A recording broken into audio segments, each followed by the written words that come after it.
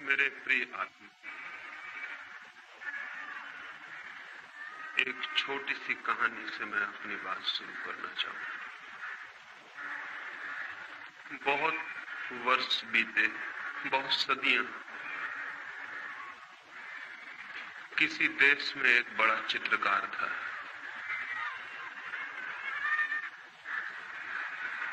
वो जब अपनी युवावस्था में था, उसने सोचा कि मैं एक ऐसा चित्र बनाऊं जिसमें भगवान का आनंद झलकता हो।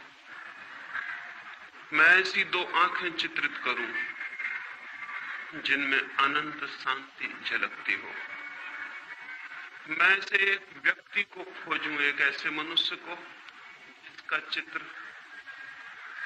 जीवन के जो पार है, जगत से जो दूर है, उसकी खबर लाता हो। और वो अपने देश के गांव-गांव घूमा, जंगल जंगल उसने छाना उस आदमी को जिसकी प्रतिछवि वो बना सके। और आखिर एक पहाड़ पर गाय चराने वाले एक चरवाहे को उसने खोज लिया। उसकी आंखों में कोई झलक थी, उसके चेहरे की रूपरेखा में कोई दूर की खबर थी।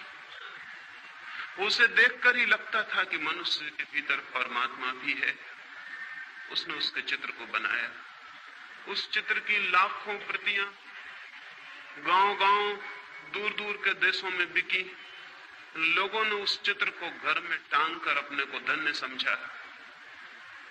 फिर 20 वर्ष बाद वो चित्रकार बूढ़ा हो गया था और उस चित्रकार को एक ख्याल और आया। जीवन भर के अनुभव से उसे पता चला था कि आदमी में भगवान ही अगर अकेला होता तो ठीक था, आदमी में शैतान भी दिखाई पड़ता है। उसने सोचा कि मैं एक चित्र और बनाऊं जिसमें आदमी के भीतर शैतान की छवि हो, तब मेरे दोनों चित्र पूरे मनुष्य के चित्र बन सकेंगे। वो फिर गया बुढ़ापे में, जुआ घरों में, शराब खानों में, पागल घरों में। उसने खोजबीन की उस आदमी की जो आदमी न हो, शैतान हो, जिसकी आंखों में नरक की लपटें जलती हों, जिसके चेहरे की आकृति उस सब का स्मरण दिलाती हो जो अशुभ है, कुरूप है, असुंदर है। वो पाप की प्रतिमा की खोज में निकला। एक प्रतिमा उसने परमात्मा की बनाई थी, वो एक प्रतिमा पाप की भी बनाना चाहता था। और बहुत खोजने के बाद एक कारागृह में उसे एक कैदी मिल गया जिसने 7 हत्याएं की थी और जो थोड़े ही दिनों बाद मृत्यु की प्रतीक्षा कर रहा था, फांसी पर लटकाया जाने को। उस आदमी की आंखों में नरक के दर्शन होते थे, घृणा जैसे साक्षात थी। उस आदमी की चेहरे की रूपरेखा ऐसी थी कि वैसा कुरूप मनुष्य खोजना मुश्किल था। उसने उसके चित्र को बनाया। जिस दिन उसका चित्र बन के पूरा हुआ, वो अपने पहले चित्र को भी लेकर कारागृह में आया और दोनों चित्रों को पास पास रख के देखने लगा कि कौन सी कलाकृति श्रेष्ठ बनी। तय करना मुश्किल था। चित्रकार खुद भी मुग्ध हो गया था। दोनों ही चित्र अद्भुत थे। कौन सा श्रेष्ठ था कला की दृष्टि से, यह तय करना मुश्किल था। और तभी उस चित्रकार को पीछे किसी की रोने की आवाज सुनाई पड़ी। लौट के देखा तो वो कैदी जंजीरों में बंधा रो रहा है जिसकी उसने तस्वीर बनाई थी। वो चित्रकार हैरान हुआ। उसने कहा कि मेरे दोस्त, तुम क्यों रोते हो? चित्रों को देखकर तुम्हें क्या तकलीफ हुई? उस आदमी ने कहा, मैंने इतने दिन तक छिपाने की कोशिश की, लेकिन आज मैं हार गया हूं। शायद तुम्हें पता नहीं कि पहली तस्वीर भी तुमने मेरी ही बनाई थी। ये दोनों तस्वीरें मेरी। 20 साल पहले पहाड़ पर जो आदमी तुम्हें मिला था वो मैं ही। और इसलिए रोता हूं कि मैंने 20 साल में कौन सी यात्रा कर ली, स्वर्ग से नरक की, परमात्मा से पाप की। पता नहीं ये कहानी कहां तक सच हो या न हो, लेकिन हर आदमी के जीवन में 2 तस्वीरें हैं। हर आदमी के भीतर शैतान है और हर आदमी के भीतर परमात्मा भी, और हर आदमी के भीतर नरक की भी संभावना है और स्वर्ग की भी। हर आदमी के भीतर सौंदर्य के फूल भी खिल सकते हैं और कुरूपता के गंदे डबरे भी बन सकते हैं। प्रत्येक आदमी इन दो यात्राओं के बीच निरंतर डोल रहा है। ये दो छोर हैं जिनमें से आदमी किसी को भी छू सकता है, और अधिक लोग नरक के छोर को छू लेते हैं, और बहुत कम सौभाग्यशाली हैं जो अपने भीतर परमात्मा को उखाड़ पाते हो। क्या हम अपने भीतर परमात्मा को उखाड़ पाने में सफल हो सकते हैं? क्या हम वो प्रतिमा बनेंगे जहां परमात्मा की झलक मिले? ये कैसे हो सकता है? इस प्रश्न के साथ ही आज की दूसरी चर्चा में शुरू करना चाहता हूं। ये कैसे हो सकता है कि आदमी परमात्मा की प्रतिमा बने? ये कैसे हो सकता है कि आदमी का जीवन एक स्वर्ग बने, एक सुवास, एक सुगंध, एक सौंदर्य? ये कैसे हो सकता है कि मनुष्य उसे जान ले जिसकी कोई मृत्यु नहीं? ये कैसे हो सकता है कि मनुष्य परमात्मा के मंदिर में प्रविष्ट हो जाए? होता तो उल्टा है।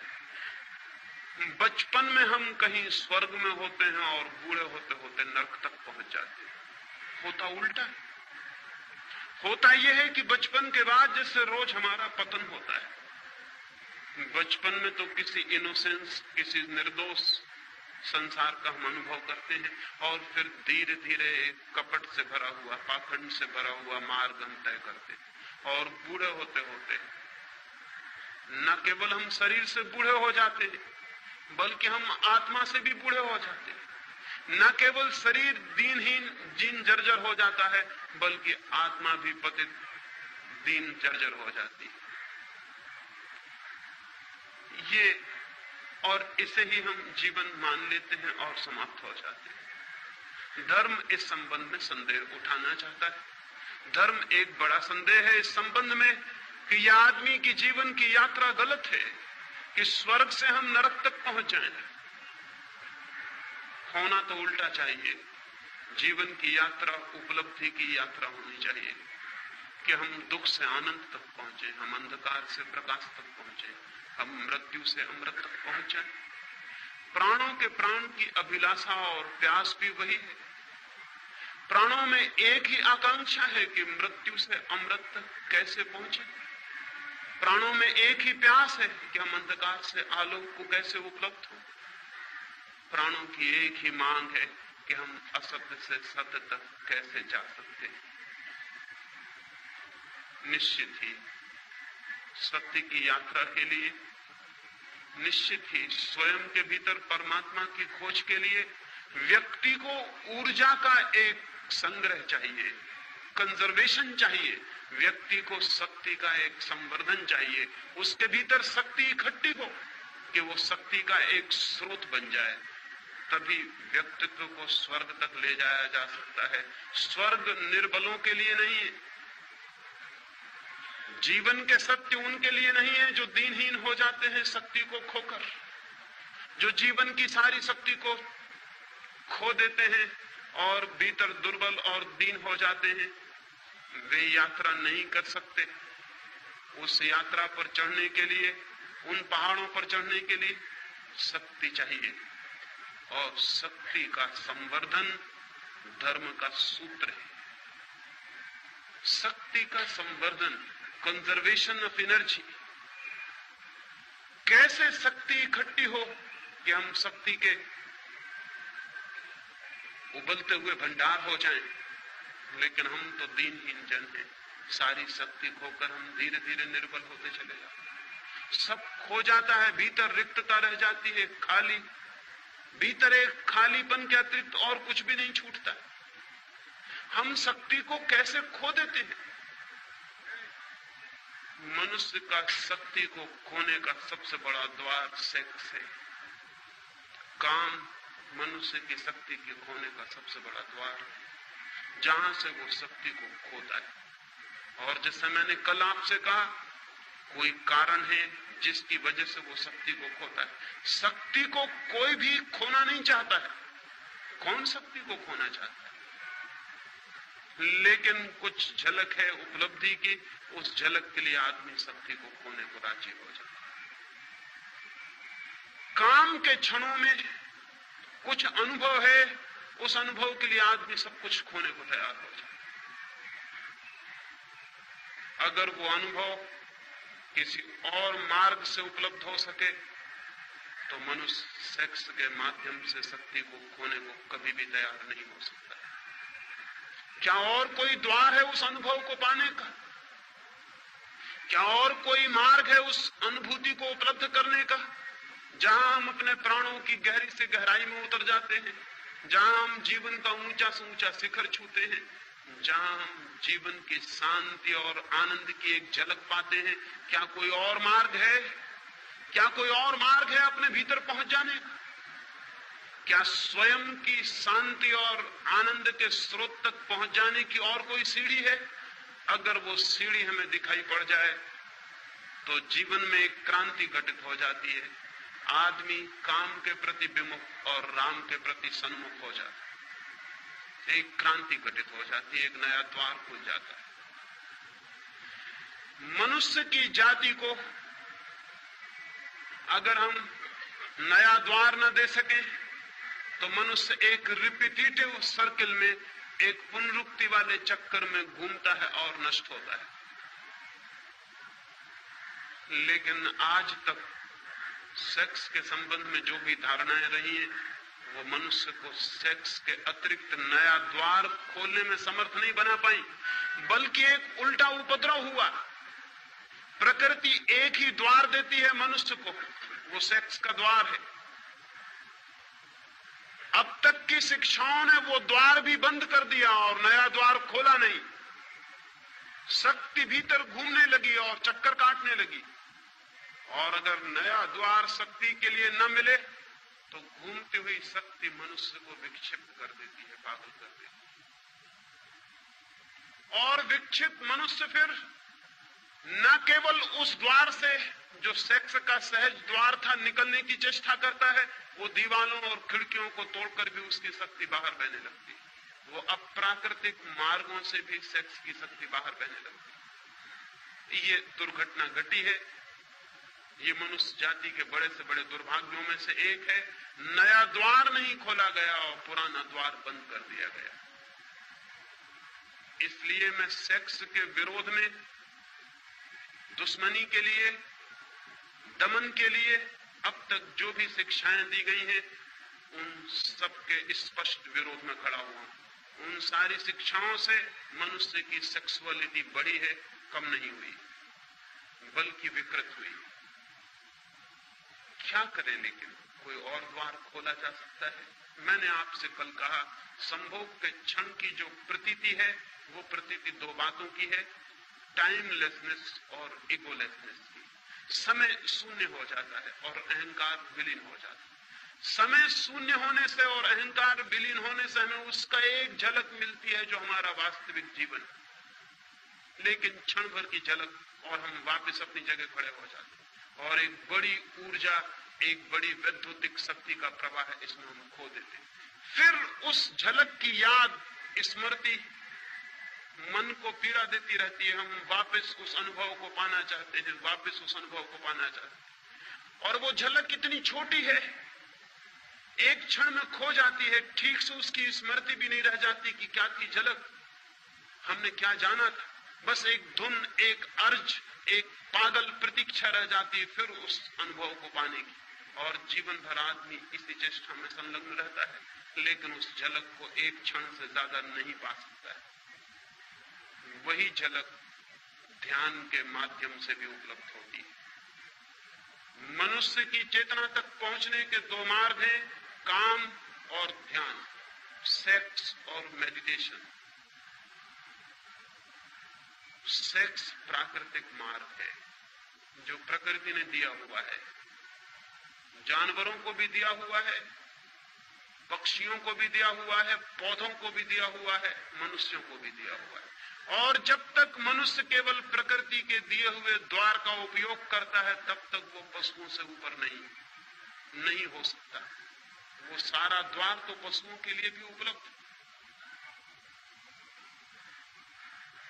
मनुष्यता का प्रारंभ उस दिन से होता है जिस दिन से मनुष्य सेक्स के अतिरिक्त एक नया द्वार खोलने में समर्थ हो जाता है। उसके पहले हम मनुष्य नहीं है, नाम मात्र को मनुष्य।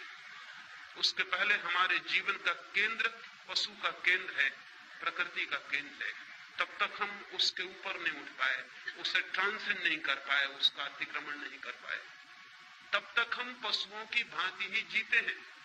हमने कपड़े मनुष्यों के पहन रखे, हमने भाषा मनुष्यों की बोलते, हमने सारा रूप मनुष्यों का पैदा कर रखा है, लेकिन भीतर गहरे से गहरे मन के तल पर हम पशुओं से ज्यादा नहीं होते, नहीं हो सकते हैं।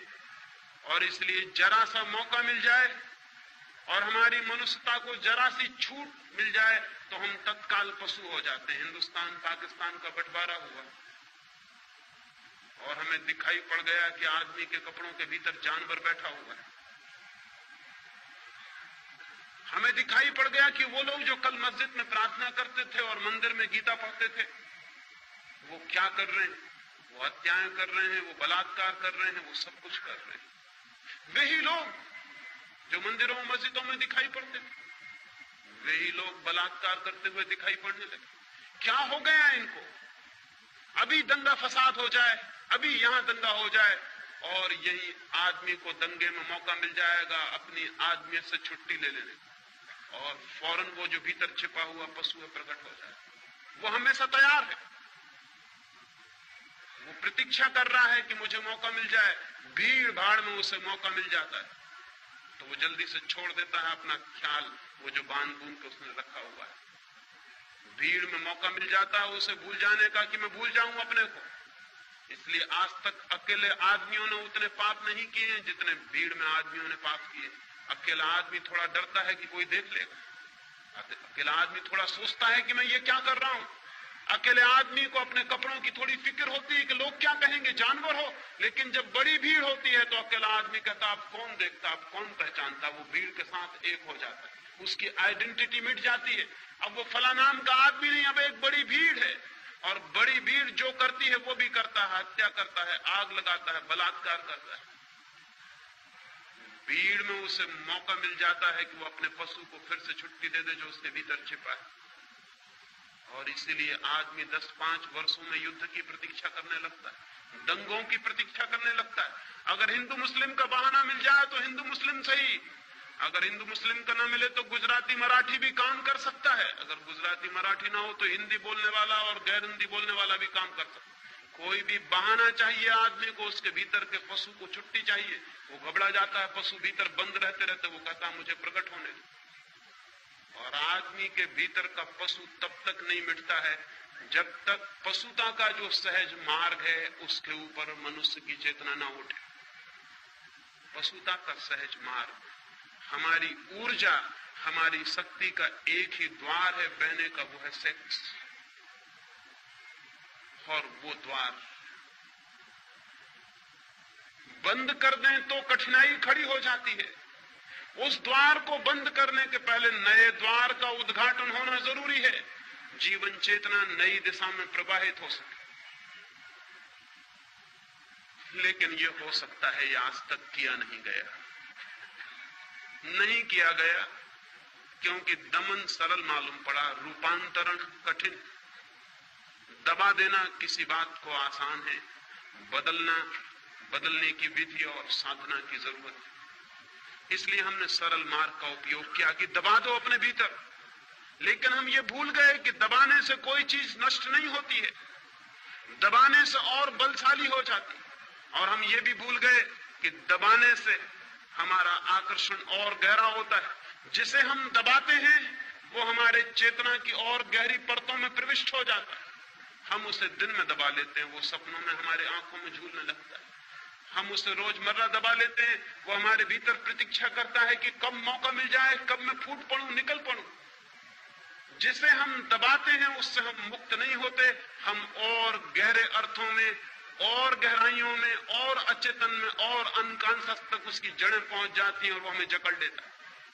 आदमी सेक्स को दबाने के कारण ही बन गया और जकड़ गया। और यही वजह है, पशुओं का तो सेक्स का कोई अवधि होती है, कोई पीरियड होता है वर्ष में। आदमी की कोई अवधि ना रही, कोई पीरियड ना रहा। आदमी 24 घंटे 12 महीने सेक्सुअल है। सारे जानवरों में कोई जानवर ऐसा नहीं कि जो 12 महीने और 24 घंटे कामुकता से भरा हुआ। उसका वक्त है, उसकी ऋतु है, वो आती है और चला जाता है, और फिर उसका स्मरण भी खो जाता है। आदमी को क्या हो गया? आदमी ने दबाया जिस चीज को, वो फैलकर उसके 24 घंटे और 12 महीने के जीवन पर फैल गई। कभी आपने इस पर विचार किया कि कोई पशु हर स्थिति में हर समय कामुक नहीं होता, लेकिन आदमी हर स्थिति में हर समय कामुक है। जैसे कामुकता उबल रही है, जैसे कामुकता ही सब कुछ है। ये कैसे हो गया? ये दुर्घटना कैसे संभव हुई है? पृथ्वी पर सिर्फ मनुष्य के साथ हुई है और किसी जानवर के साथ नहीं। क्यों? एक ही कारण है, सिर्फ मनुष्य ने दबाने की कोशिश की है, और जिसे दबाया वो जहर की तरह सब तक फैल गया। और दबाने के लिए हमें क्या करना पड़ा? दबाने के लिए हमें निंदा करनी पड़ी, दबाने के लिए हमें गाली देनी पड़ी, दबाने के लिए हमें अपमानजनक भावनाएं पैदा करनी पड़ी। हमें कहना पड़ा सेक्स पाप है, हमें कहना पड़ा कि सेक्स नरक है, हमें कहना पड़ा कि जो सेक्स में है वो गरेत है, निंदित है। हमें ये सारी गालियां खोजनी पड़ी, तभी हम दबाने में सफल हो सके। और हमें ख्याल भी नहीं कि इन निंदाओं और गालियों के कारण हमारा सारा जीवन जहर से भर गया है। नीत्शे ने एक वचन कहा है जो बहुत अर्थपूर्ण है। उसने कहा है कि धर्मों ने जहर खिला के सेक्स को मार डालने की कोशिश की थी। सेक्स मरा तो नहीं, सिर्फ जहरीला होकर जिंदा है। मर भी जाता तो ठीक था, वो मरा नहीं। लेकिन और गड़बड़ हो गई बात, वो जहरीला भी हो गया और जिंदा है। ये जो सेक्सुअलिटी है, ये जहरीला सेक्स है। सेक्स तो पशुओं में भी है, काम तो पशुओं में भी है, क्योंकि काम जीवन की ऊर्जा है। लेकिन सेक्सुअलिटी, कामुकता सिर्फ मनुष्य में, कामुकता पशुओं में नहीं। पशुओं की आंखों में देखें, वहां कामुकता दिखाई नहीं पड़ेगी। आदमी की आंखों में झांके, वहां एक कामुकता का रस झलकता हुआ दिखाई पड़ेगा। इसलिए पशु आज भी एक तरह से सुंदर है, लेकिन दमन करने वाले पागलों की कोई सीमा नहीं कि वो कहां तक बढ़ जाएंगे। मैंने कल आपको कहा था कि अगर हमें दुनिया को सेक्स से मुक्त करना है तो बच्चे और बच्चियों को एक दूसरे के निकट लाना होगा। इसके पहले कि उनमें सेक्स जागे, 14 साल के पहले वे एक दूसरे के शरीर से इतने स्पष्ट रूप से परिचित हो ले कि वो आकांक्षा विलीन हो जाए। लेकिन अमेरिका में अभी अभी एक नया आंदोलन चला है, और वो नया आंदोलन वहां के बहुत धार्मिक लोग चला रहे हैं। शायद आपको पता भी ना हो, वो नया आंदोलन बड़ा अद्भुत। वो आंदोलन ये है कि सड़कों पर गाय, भैंस, घोड़े, कुत्ता, बिल्ली को भी बिना कपड़ों के नहीं निकाला जाए, उनको कपड़े पहन के निकाला जाए। उनको भी कपड़े पहनाने चाहिए, क्योंकि नंगे पशुओं को देखकर बच्चे बिगड़ सकते। बड़े मजे की बात है, नंगे पशुओं को देखकर बच्चे बिगड़ सकते हैं। अमेरिका के कुछ नीति शास्त्री इसके बाबत आंदोलन और संगठन और संस्थाएं बना रहे हैं कि पशुओं को भी सड़कों पर नग्न नहीं लाया जा सकता। आदमी को बचाने की इतनी कोशिशें चल रही हैं, और कोशिश बचाने की जो करने वाले लोग हैं वही आदमी को नष्ट कर रहे हैं। कभी आपने ख्याल किया कि पशु अपनी नग्नता में भी अद्भुत है और सुंदर है? उसकी नग्नता में भी वो निर्दोष है, सरल और सीधा है। कभी आपको पशु नग्न है ये भी ख्याल शायद ही आया हो, जब तक कि आपके भीतर बहुत नंगापन न छिपा हो, तब तक आपको पशु नंगा नहीं दिखाई पड़ सकता है। लेकिन वे जो भयभीत लोग हैं, वे जो डरे हुए लोग हैं, वे भय और डर के कारण सब कुछ कर रहे हैं आज तक, और उनके सब करने से आदमी रोज नीचे से नीचे उतरता जा रहा है। जरूरत तो यह है कि आदमी भी किसी दिन इतना सरल हो कि नग्न खड़ा हो सके, निर्दोष और आनंद से भरा हुआ। जरूरत तो यह है जैसे महावीर जैसा व्यक्ति नग्न खड़ा हो गया, लोग कहते हैं कि उन्होंने कपड़े छोड़े, कपड़ों का त्याग किया।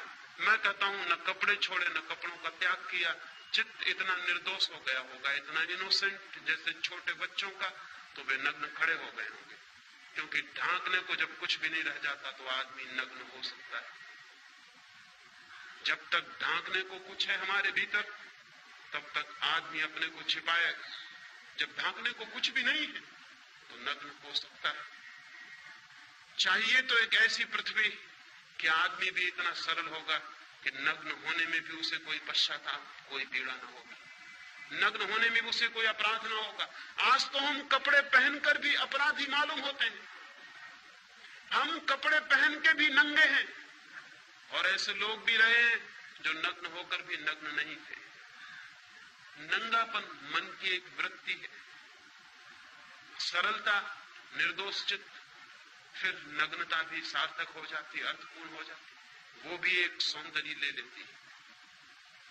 लेकिन अब तक आदमी को जहर पिलाया गया है, और जहर का परिणाम यह हुआ कि हमारा सारा जीवन एक कोने से लेकर दूसरे कोने तक विषाक्त हो गया है। स्त्रियों को हम कहते हैं पति को परमात्मा समझना, और उन स्त्रियों को बचपन से सिखाया गया है कि सेक्स पाप, नरक। वे कल विवाहित होंगी, वे उस पति को कैसे परमात्मा मान सकेंगी जो उन्हें सेक्स में और नरक में ले जा रहा। एक तरफ हम सिखाते हैं पति परमात्मा है, और पत्नी का अनुभव कहता है कि यही पहला पापी है जो मुझे नरक में घसीट रहा है। एक बहन ने मुझे आकर कहा, पिछली मीटिंग में जब मैं यहां बोला भारतीय विद्या भवन में, तो एक बहन मेरे पास उसी दिन आई और उसने कहा कि मैं बहुत गुस्से में हूं, मैं बहुत क्रोध में हूं। सेक्स तो बड़ी घृणित चीज है, सेक्स तो पाप है, और आपने सेक्स की इतनी बात क्यों की? मैं तो घृणा करती हूं सेक्स। अब ये पत्नी है, इसका पति है, इसके बच्चे हैं, बच्चियां हैं, और ये पत्नी सेक्स को घृणा करती है। ये पति को कैसे प्रेम कर सकती जो इसे सेक्स में ले जा रहा है? ये उन बच्चों को कैसे प्रेम कर सकती है जो सेक्स से पैदा हो रहे हैं? इसका प्रेम जहरीला रहेगा, इसके प्रेम में जहर छिपा रहेगा। पति और इसके बीच एक बुनियादी दीवार खड़ी रहेगी, बच्चों और इसके बीच एक बुनियादी दीवार खड़ी रहेगी, क्योंकि वो सेक्स की दीवार और सेक्स की कंडेमनेशन की वृत्ति बीच में खड़ी है। ये बच्चे पाप से आए हैं, ये पति और मेरे बीच पाप का संबंध, और जिनके साथ पाप का संबंध है उनके प्रति हम मैत्रीपूर्ण हो सकते हैं, पाप के प्रति हम मैत्रीपूर्ण हो सकते हैं। सारी दुनिया का ग्रस्त जीवन नष्ट किया है सेक्स को गाली देने वाले, निंदा करने वाले लोगों ने, और उन्होंने इसे नष्ट करके जो दुष्परिणाम लाए हैं वो ये नहीं है कि सेक्स से लोग मुक्त हो गए हों। जो पति अपनी पत्नी और अपने बीच एक दीवार पाता है पाप की, वो पत्नी से कभी भी तृप्ति अनुभव नहीं कर पाता, तो आसपास की स्त्रियों को खोजता है, वेश्याओं को खोजता है, खोजेगा। अगर पत्नी से उसे तृप्ति मिल गई होती तो शायद इस जगत की सारी स्त्रियां उसके लिए मां और बहन हो जाती, लेकिन पत्नी से भी तृप्ति न मिलने के कारण सारी स्त्रियां उसे पोटेंशियल औरतों की तरह, पोटेंशियल पत्नियों की तरह मालूम पड़ती हैं, जिनको पत्नी में बदला जा सकता है। ये स्वाभाविक है, ये होने वाला था, ये होने वाला था, क्योंकि जहां तृप्ति मिल सकती थी वहां जहर है, वहां पाप है, और तृप्ति नहीं मिलती, और वो चारों तरफ भटकता है और खोजता है, और क्या क्या इजादें करता है खोज के आदमी। अगर उन सारी इजादों को हम सोचने बैठे तो घबरा जाएंगे कि आदमी ने क्या क्या इजादें की। लेकिन एक बुनियादी बात पर ख्याल नहीं किया कि वो जो प्रेम का कुआं था, वो जो काम का कुआं था, वो जहरीला बना दिया गया। और जब पति और पत्नी के बीच जहर का भाव हो, घबराहट का भाव हो, पाप का भाव हो, तो फिर ये पाप की भावना रूपांतरण नहीं करने देगी। अन्यथा मेरी समझ ये है कि एक पति और पत्नी अगर एक दूसरे के प्रति समझ पूर्वक, प्रेम से भरे हुए, आनंद से भरे हुए और सेक्स के प्रति बिना निंदा के सेक्स को समझने की चेष्टा करेंगे, तो आज नहीं कल उनके बीच का संबंध रूपांतरित हो जाने वाला है। यह हो सकता है कि कल वही पत्नी मां जैसी दिखाई पड़ने लगे। गांधी जी 1930 के करीब श्रीलंका गए थे, उनके साथ कस्तूरबा साथ थी। संयोजकों ने समझा कि शायद गांधी जी की मां साथ आई हुई है, क्योंकि गांधी जी कस्तूरबा को खुद भी बा ही कहते थे। लोगों ने समझा कि शायद उनकी मां होगी। संयोजकों ने परिचय देते हुए कहा कि गांधी जी आए हैं और बड़े सौभाग्य की बात, उनकी मां भी साथ आई हुई, वो उनके बगल में बैठी हुई। गांधी जी के सेक्रेटरी तो घबरा गए कि ये तो भूल हमारी, हमें बताना था कि साथ में कौन है, लेकिन अब तो बड़ी देर हो चुकी थी।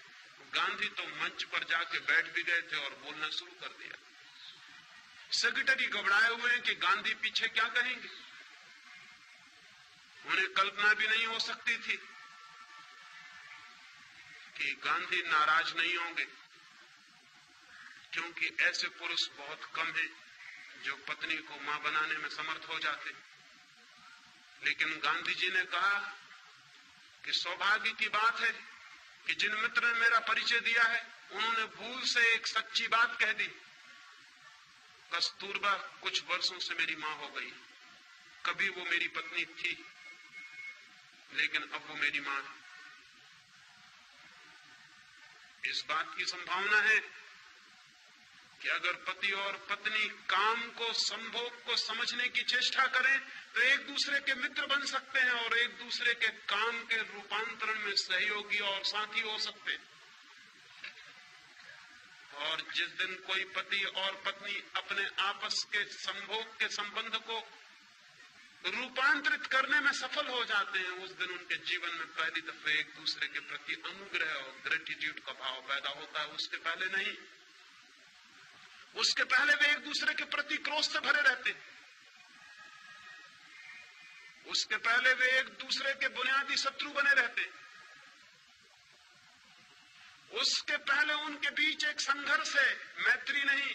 मैत्री उस दिन शुरू होती है जिस दिन वे एक दूसरे के साथी बनते हैं और उनके काम की ऊर्जा को रूपांतरण करने में माध्यम बन जाते। उस दिन एक अनुग्रह, एक ग्रेटिट्यूड, एक कृतज्ञता का भाव ज्ञापन होता है। उस दिन पुरुष आदर से भरता है स्त्री के प्रति, क्योंकि स्त्री ने उसे काम वासना से मुक्त होने में सहायता पहुंचाई। उस दिन स्त्री अनुग्रहित होती है पुरुष के प्रति कि उसने उसे साथ दिया और उसकी वासना से मुक्ति दिलवाई। उस दिन वे सच्ची मैत्री में बनते हैं, जो काम की नहीं, प्रेम की मैत्री। उस दिन उनका जीवन ठीक उस दिशा में जाता है जहां पत्नी के लिए पति परमात्मा हो जाता है और पति के लिए पत्नी परमात्मा हो जाता है उस दिन। लेकिन वो कुआं तो विषाक्त कर दिया गया। इसलिए मैंने कल कहा कि मुझसे बड़ा शत्रु सेक्स का खोजना कठिन है, लेकिन मेरी शत्रुता का यह मतलब नहीं कि मैं सेक्स को गाली दूं और निंदा करूं। मेरी शत्रुता का मतलब यह है कि मैं सेक्स को रूपांतरित करने के संबंध में दिशा सूचन करूं। मैं आपको कहूं कि वो कैसे रूपांतरित हो सकता है। मैं कोयले का दुश्मन हूं क्योंकि मैं कोयले को हीरा बनाना चाहता हूं। मैं सेक्स को रूपांतरित करना चाहता हूं। वो कैसे रूपांतरित होगा, उसकी क्या विधि होगी। मैंने आपसे कहा एक द्वार खोलना जरूरी है, नया द्वार। बच्चे जैसे ही पैदा होते हैं वैसे ही उनके जीवन में सेक्स का आगमन नहीं हो जाता है।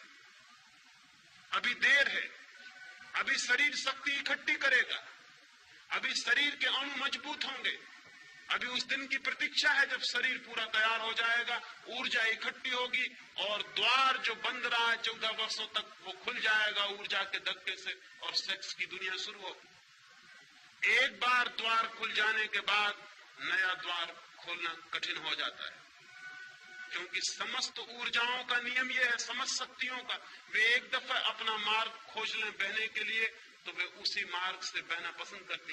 गंगा बह गई है सागर की तरफ, उसने एक बार रास्ता खोज लिया, अब वो उसी रास्ते से बही चली जाती है, बही चली जाती है। रोज रोज नया पानी आता है, उसी रास्ते से बहता हुआ चला जाता है। गंगा रोज नए रास्ते नहीं खोजती। जीवन की ऊर्जा भी एक रास्ता खोज लेती, फिर वो उसी से बहती चली जाती। अगर जमीन को कामुकता से मुक्त करना है तो सेक्स का रास्ता खुलने के पहले नया रास्ता, ध्यान का रास्ता तोड़ देना जरूरी है। एक एक छोटे बच्चे को ध्यान की अनिवार्य शिक्षा और दीक्षा मिलनी चाहिए। तो हम उसे सेक्स के विरोध की दीक्षा देते हैं, जो कि अत्यंत मूर्खतापूर्ण है। सेक्स के विरोध की दीक्षा नहीं देनी है, शिक्षा देनी है ध्यान की, पॉजिटिव, कि वो ध्यान को कैसे उपलब्ध हो। और बच्चे ध्यान को जल्दी उपलब्ध हो सकते हैं क्योंकि अभी उनकी ऊर्जा का कोई भी द्वार खुला नहीं, अभी द्वार बंद है, अभी ऊर्जा संरक्षित है। अभी कहीं भी नए द्वार पर धक्के दिए जा सकते हैं और नया द्वार खोला जा सकता है। फिर यही बूढ़े हो जाएंगे और इन्हें ध्यान में पहुंचना अत्यंत कठिन हो जाएगा। ऐसे ही जैसे एक नया पौधा पैदा होता है, उसकी शाखाएं कहीं भी झुक जाती हैं, कहीं भी झुकाई जा सकती हैं, फिर वही बूढ़ा वृक्ष हो जाता है। फिर हम उसकी शाखाओं को झुकाने की कोशिश करते हैं, फिर शाखाएं टूट जाती हैं, झुकती नहीं। बूढ़े लोग ध्यान की चेष्टा करते हैं दुनिया में, जो बिल्कुल ही गलत है। ध्यान की सारी चेष्टा छोटे बच्चों पर की जानी चाहिए। लेकिन मरने के करीब पहुंच के आदमी ध्यान में उत्सुक होता है। वो पूछता है ध्यान क्या, योग क्या, हम कैसे शांत हो जाएं? जब जीवन की सारी ऊर्जा खो गई, जब जीवन के सब रास्ते सख्त और मजबूत हो गए, जब झुकना और बदलना मुश्किल हो गया, तब वो पूछता है अब मैं कैसे बदल जाऊं?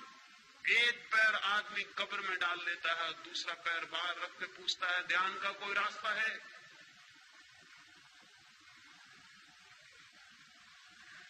अजीब सी बात है, बिल्कुल पागलपन की बात है। ये पृथ्वी कभी भी शांत और ध्यानस्थ नहीं हो सकेगी जब तक ध्यान का संबंध पहले दिन के पैदा हुए बच्चे से हम न जोड़ेंगे। अंतिम दिन के व्रत से नहीं जोड़ा जा सकता। व्यर्थ ही हमें बहुत शर्म उठाना पड़ता है बाद के दिनों में शांत होने के लिए, जो कि पहले एकदम हो सकता था।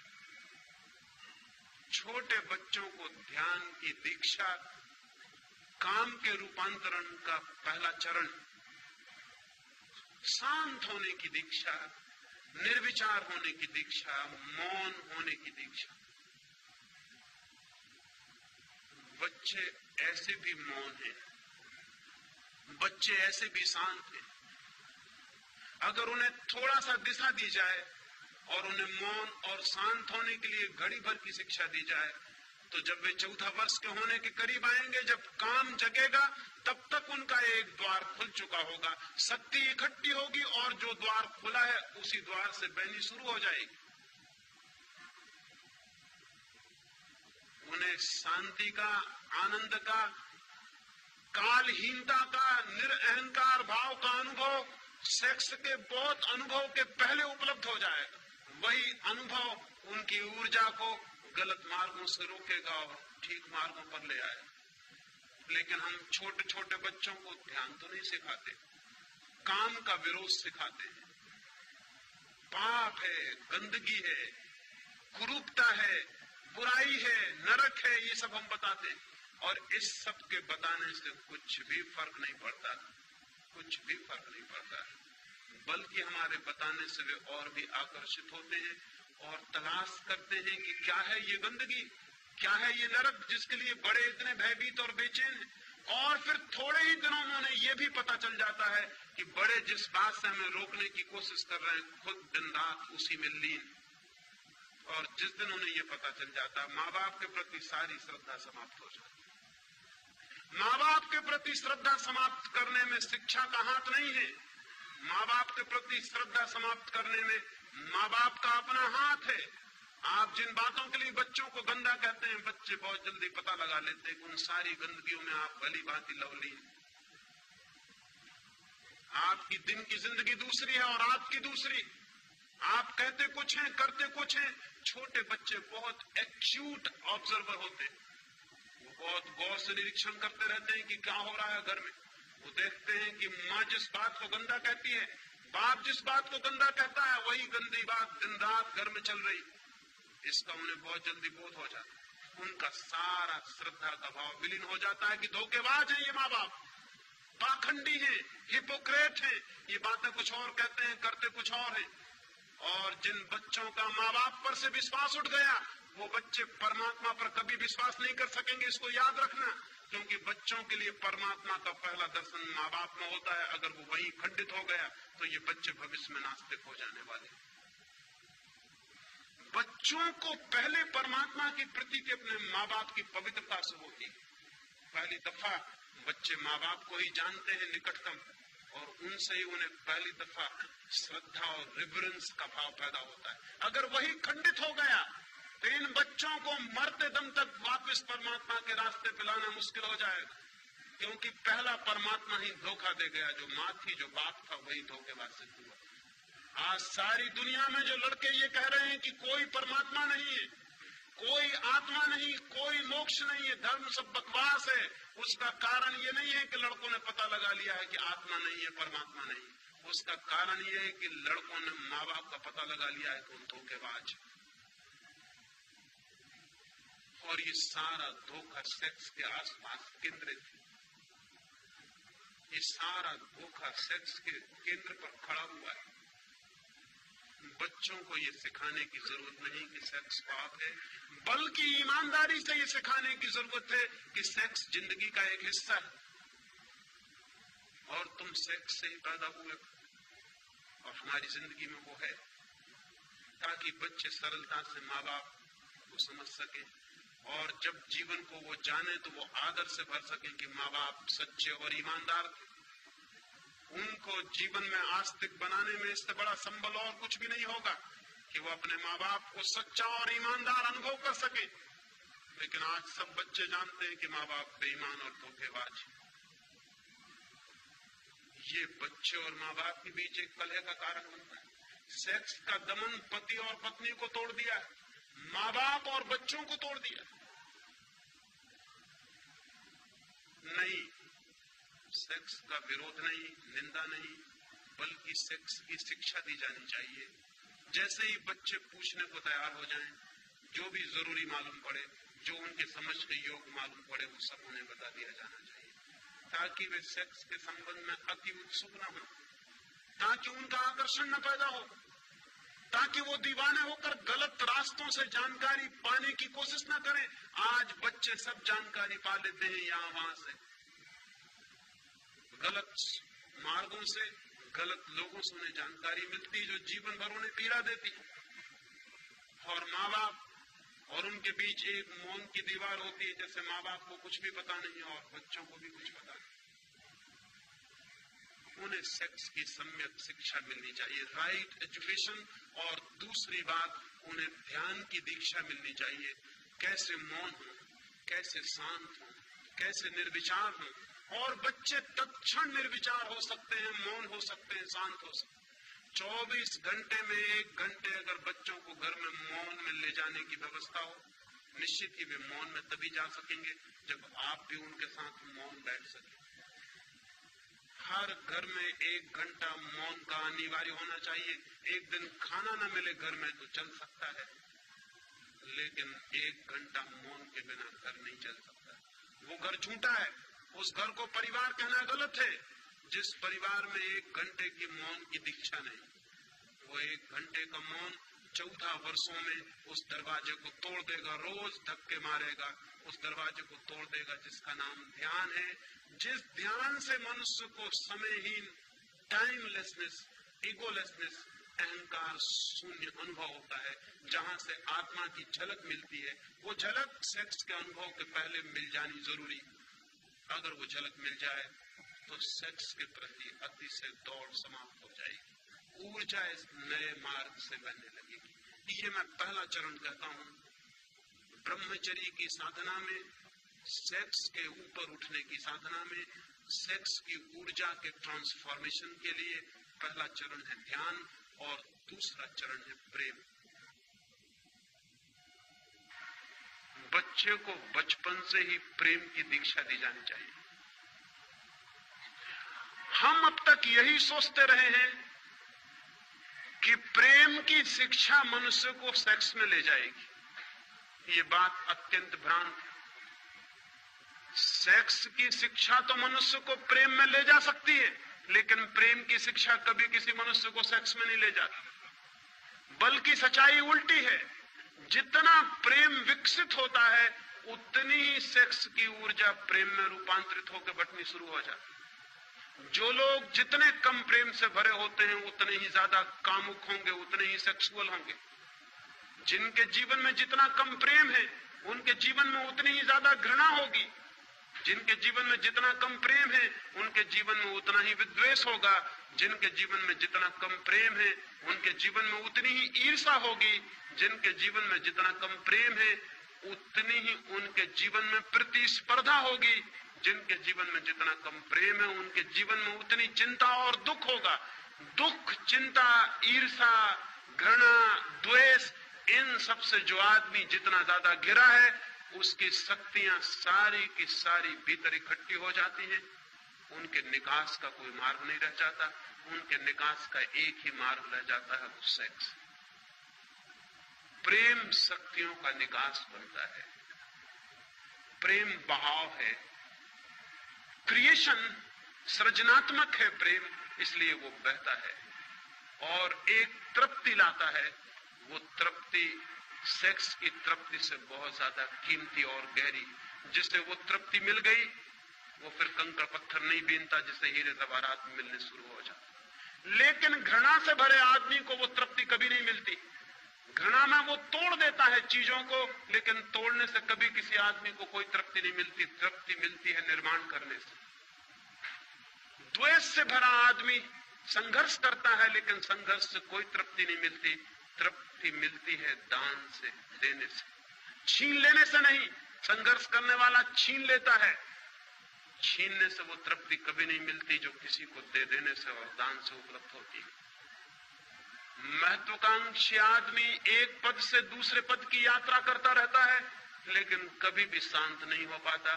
शांत वे होते हैं जो पदों की यात्रा नहीं बल्कि प्रेम की यात्रा करते हैं, जो प्रेम के एक तीर्थ से दूसरे तीर्थ की यात्रा करते हैं। जितना आदमी प्रेमपूर्ण होता है उतना तृप्ति, एक कंटेंटमेंट, एक गहरा संतोष, एक आनंद का भाव, एक उपलब्धि का भाव उसके प्राणों के रग रग में बहने लगता है। उसके सारे शरीर से एक रस झलकने लगता है जो तृप्ति का रस है, जो आनंद का रस है।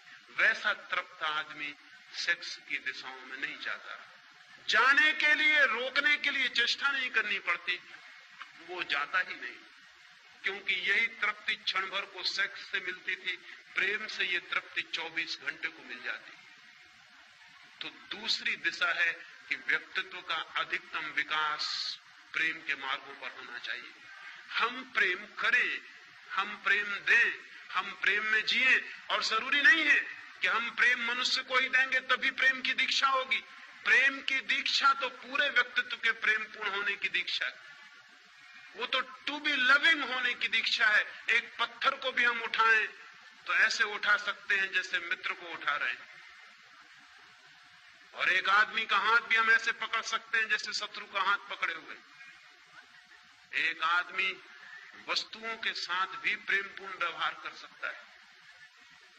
एक आदमी आदमियों के साथ भी ऐसा व्यवहार करता है जैसा वस्तुओं के साथ भी नहीं करना चाहिए। घृणा से भरा हुआ आदमी वस्तुएं समझता है मनुष्यों को।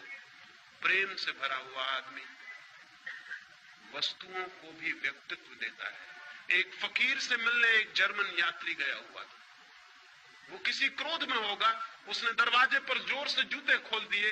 जब जूतों को पटका, धक्का दिया दरवाजे को जोर से। क्रोध में आदमी जूते भी खोलता है तो ऐसे जैसे जूते दुश्मन, दरवाजा भी खोलता है तो ऐसे जैसे दरवाजे से कोई झगड़ा हो। दरवाजे को धक्के देकर वो भीतर गया, उस फकीर से जाके नमस्कार किया। उस फकीर ने कहा कि नहीं, अभी मैं नमस्कार का उत्तर न दे सकूंगा, पहले तुम दरवाजे से और जूतों से क्षमा मांगो। उस आदमी ने कहा, पागल हो गए हैं, दरवाजों और जूतों से क्षमा? क्या उनका भी कोई व्यक्तित्व है?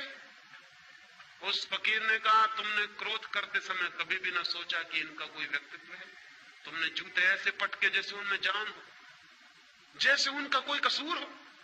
तुमने दरवाजा ऐसा खोला जैसे तुम दुश्मन हो।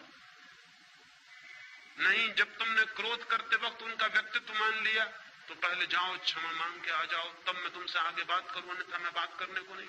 अब वो आदमी दूर जर्मनी से उस फकीर को मिलने गया था, इतनी सी बात पर मुलाकात ना हो सकेगी, मजबूरी थी, उसे जाके दरवाजे पर हाथ जोड़ के क्षमा मांगनी पड़ी कि मित्र क्षमा कर दो। जूतों को कहना पड़ा माफ करिए, भूल हो गई हमने जो आपको इस भांति गुस्से में खोला।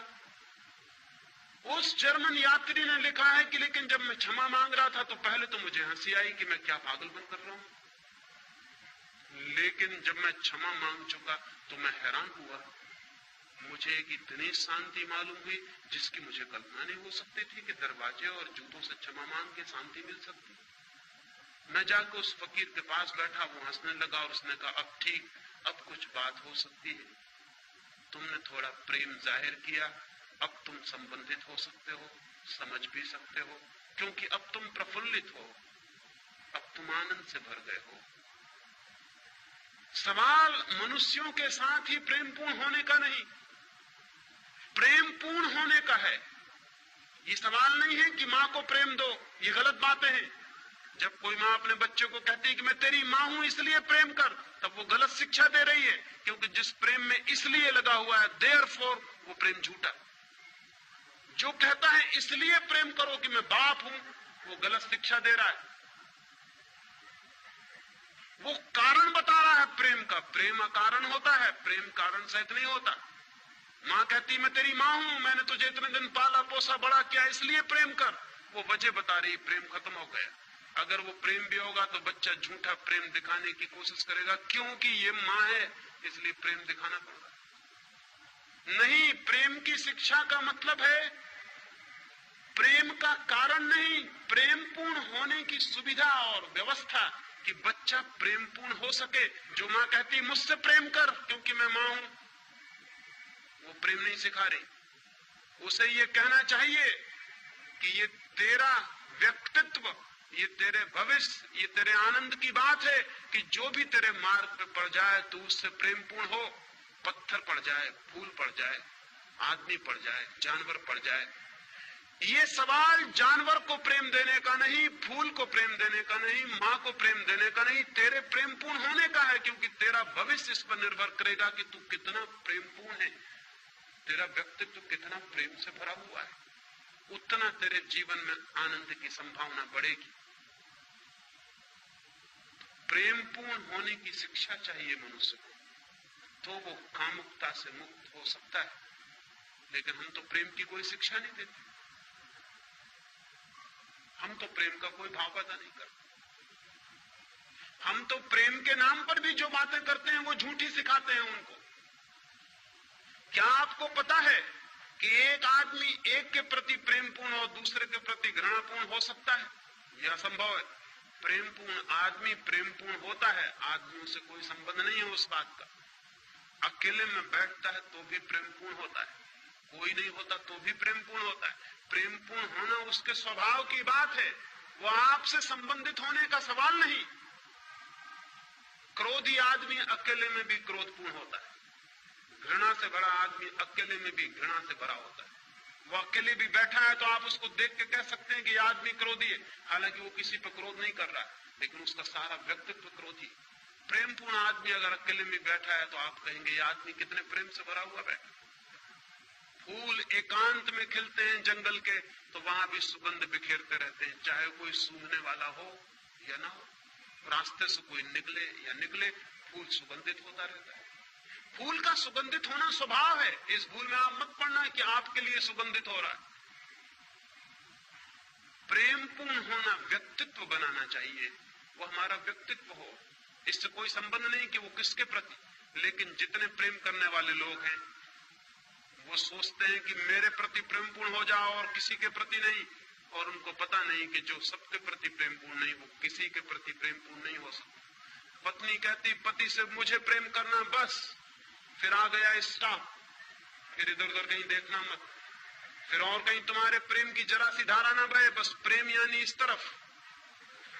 और उस पत्नी को पता नहीं कि ये प्रेम झूठा वो अपने हाथ से किए ले रही। जो पति प्रेमपूर्ण नहीं है हर स्थिति में हर एक के प्रति, वो पत्नी के प्रति भी प्रेमपूर्ण कैसे हो सकता है? प्रेमपूर्ण 24 घंटे के जीवन का स्वभाव, वो ऐसी कोई बात नहीं कि हम किसी के प्रति प्रेमपूर्ण हो जाएं और किसी के प्रति प्रेमहीन हो जाएं। लेकिन आज तक मनुष्यता इसको समझने में समर्थ नहीं हो पाई।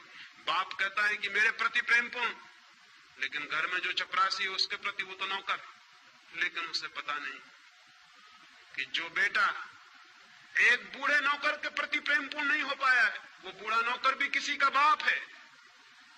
वो आज नहीं कल जब उसका बाप भी बूढ़ा हो जाएगा, उसके प्रति भी प्रेमपूर्ण नहीं रह जाएगा। तब ये बाप पछताएगा कि मेरा लड़का मेरे प्रति प्रेमपूर्ण नहीं। लेकिन इस बाप को पता ही नहीं कि लड़का प्रेमपूर्ण हो सकता था उसके प्रति भी, अगर जो भी आसपास थे सबके प्रति प्रेमपूर्ण होने की शिक्षा दी गई होती तो वो इसके प्रति भी प्रेमपूर्ण होता। प्रेम स्वभाव की बात है, संबंध की बात नहीं। प्रेम रिलेशनशिप नहीं है, प्रेम है स्टेट ऑफ माइंड, वो मनुष्य के व्यक्तित्व का भीतरी अंग। तो हमें प्रेमपूर्ण होने की दूसरी दीक्षा दी जानी चाहिए एक एक चीज के प्रति। अगर बच्चा एक किताब को भी गलत ढंग से रखे तो गलती बात है, उसे उसी क्षण टोकना चाहिए कि तुम्हारे व्यक्तित्व के लिए शोभादायक नहीं कि तुम इस भांति किताब को रखो। कोई देखेगा, कोई सुनेगा, कोई पाएगा कि तुम किताब के साथ दुर्व्यवहार किए हो, तुम एक कुत्ते के साथ गलत ढंग से पेश आए हो। ये तुम्हारे व्यक्तित्व की गलती है। एक फकीर के बाबत मुझे ख्याल आता है। एक छोटा सा फकीर का झोपड़ा था। रात थी, जोर से वर्षा होती थी, रात के 12 बजे होंगे। फकीर और उसकी पत्नी दोनों सोते थे। किसी आदमी ने दरवाजे पर दस्तक दी। छोटा था झोपड़ा, कोई शायद शरण चाहता है। उसकी पत्नी से उसने कहा कि द्वार खोल दे। कोई द्वार पर खड़ा है, कोई यात्री, कोई अपरिचित मित्र। सुनते हैं उसकी बात। उसने कहा कोई अपरिचित मित्र, हमारे तो जो परिचित हैं वो भी मित्र नहीं होते।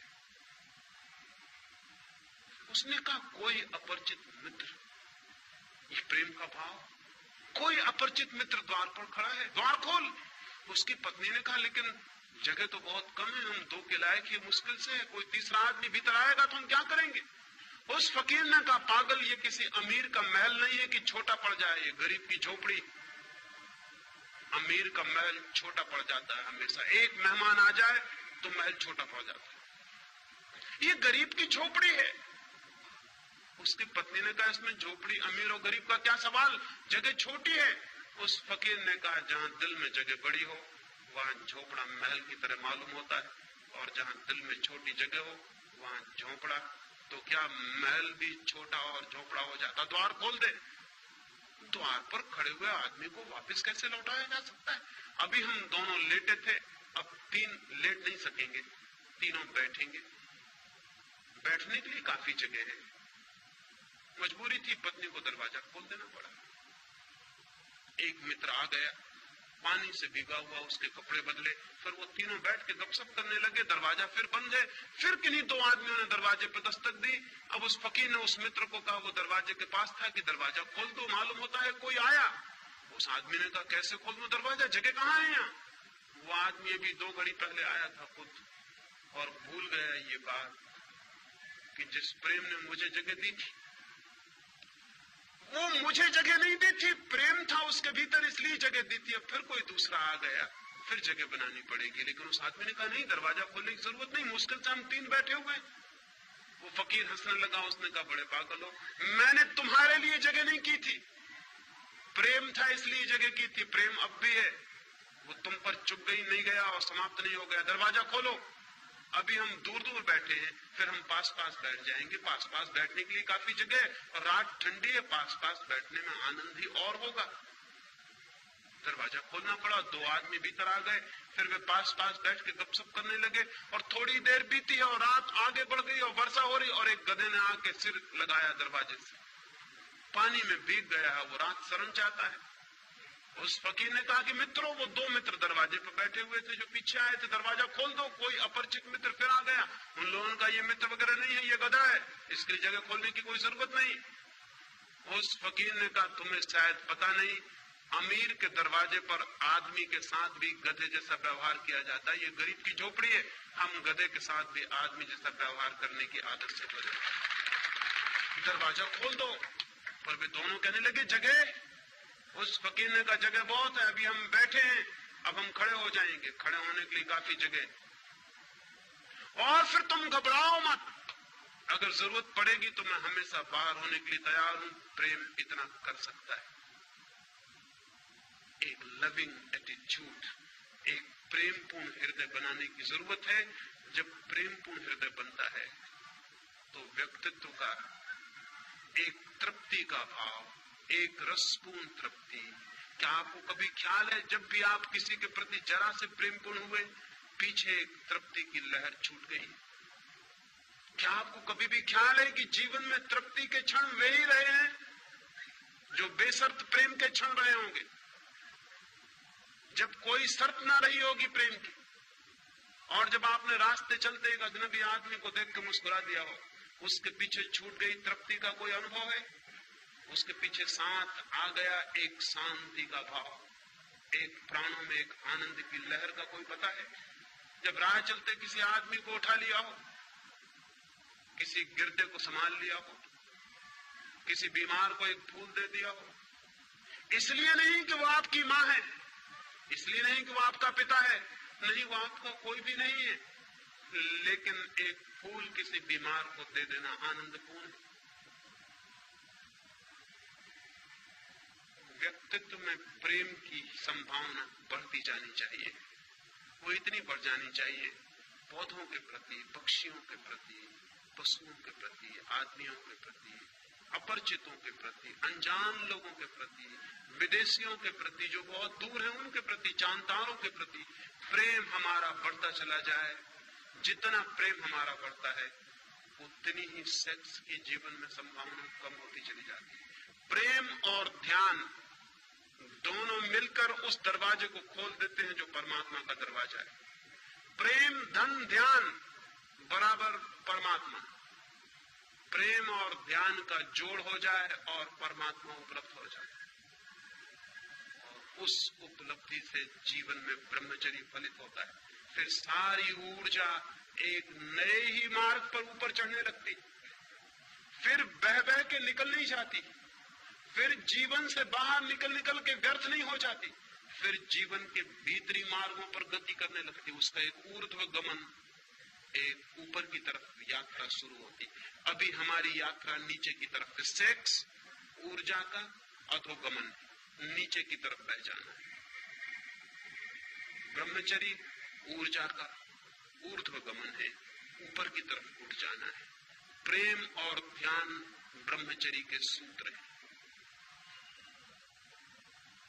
तीसरी बात कल आपसे करने को हूं कि ब्रह्मचर्य उपलब्ध होगा तो क्या फल होगा, क्या होगी उपलब्धि, क्या मिल जाएगा? ये दो बातें मैंने आज आपसे कही, प्रेम और ध्यान। मैंने ये कहा कि छोटे बच्चों से इनकी शिक्षा शुरू हो जानी चाहिए। इससे आप ये मत सोच लेना कि अब तो हम बच्चे नहीं रहे इसलिए करने को कुछ बाकी नहीं। ये आप मत सोच के चले जाना, अन्यथा मेरी मेहनत फिजूल गई। आप किसी भी उम्र के हों, ये काम शुरू किया जा सकता है, ये काम कभी भी शुरू किया जा सकता है। हालांकि जितनी उम्र बढ़ती चली जाती है उतना मुश्किल होता चला जाता है। बच्चों के साथ हो सके सौभाग्य, लेकिन कभी भी हो सके सौभाग्य, इतनी देर कभी भी नहीं हुई है कि हम कुछ भी ना कर सके। हम आज शुरू कर सकते हैं, और जो लोग सीखने के लिए तैयार हैं वो बूढ़े में भी बच्चों जैसे ही होते हैं, वो बुढ़ापे में भी शुरू कर सकते हैं अगर उनकी सीखने की क्षमता है, अगर लर्निंग का एटीट्यूड है, अगर वो इस ज्ञान से नहीं भर गए कि हमने सब जान लिया और सब पा लिया, तो वे सीख सकते हैं और वे छोटे बच्चों की भांति नई यात्रा शुरू कर सकते हैं। बुद्ध के पास एक भिक्षु कुछ वर्षों से दीक्षित था। एक दिन बुद्ध ने उससे पूछा कि भिक्षु तुम्हारी उम्र क्या है? उस भिक्षु ने कहा मेरी उम्र 5 वर्ष। बुद्ध कहने लगे 5 वर्ष? तुम तो कोई 70 वर्ष के मालूम पड़ते हो, कैसा झूठ बोलते हो? उस भिक्षु ने कहा लेकिन 5 वर्ष पहले ही मेरे जीवन में ध्यान की किरण फूटी, 5 वर्ष पहले ही मेरे जीवन में प्रेम की वर्षा हुई। उसके पहले मैं जीता था वो सपने में जीना था, वो नींद में जीना था, उसकी गिनती अब मैं नहीं करता हूं, कैसे करूं? जिंदगी तो इधर 5 वर्षों से शुरू हुई, इसलिए मैं कहता हूं मेरी उम्र 5 वर्ष। बुद्ध ने अपने भिक्षुओं से कहा, भिक्षुओं इस बात को ख्याल में रख लेना, अपनी उम्र आज से तुम भी इसी तरह जोड़ना, यही उम्र को नापने का ढंग समझना। अगर प्रेम और ध्यान का जन्म नहीं हुआ है तो उम्र फिजूल चली गई। अभी आपका ठीक जन्म भी नहीं हुआ है और कभी भी इतनी देर नहीं हुई जबकि हम प्रयास करें, श्रम करें और हम अपने नए जन्म को उपलब्ध न हो जाए। इसलिए मेरी बात से ये नतीजा मत निकाल लेना आप कि आप तो बचपन के पार हो चुके, इसलिए ये बात आने वाले बच्चों के लिए। कोई आदमी किसी भी क्षण इतने दूर नहीं निकल गया है कि वापस न लौट आए। कोई आदमी कितने ही गलत रास्तों पर चला हो, ऐसी जगह नहीं पहुंच गया है कि ठीक रास्ता उसे दिखाई न पड़ सके। कोई आदमी कितने ही हजारों वर्षों से अंधकार में रह रहा हो, इसका मतलब ये नहीं है कि वो दिया जलाएगा तो अंधकार कहेगा कि मैं 1000 वर्ष पुराना हूं इसलिए नहीं टूटता। दिया जलाने से एक दिन का अंधकार भी टूटता है, 1000 साल का अंधकार भी उसी तरह टूट जाता है।